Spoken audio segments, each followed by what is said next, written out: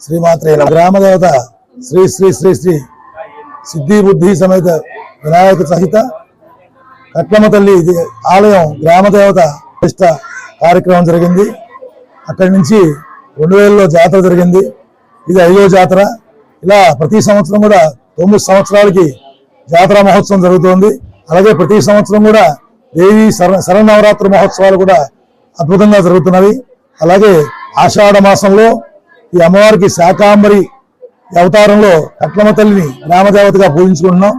ఆ గ్రామదేవత సిరి సంపద పాడి పంట తిండి గుడ్డ లోటు లేకుండా అంతా కూడా కట్లమ్మ తల్లి ఆ గ్రామాన్ని సుభిక్షంగా చూస్తోంది.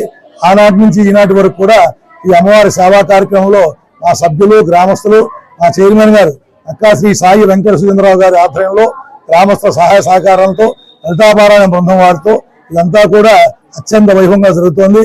అలాగే భోగి రోజున కూడా సారి కార్యక్రమం ప్రతి సంవత్సరం కూడా సారి కార్యక్రమం ప్రారంభిస్తున్నాం.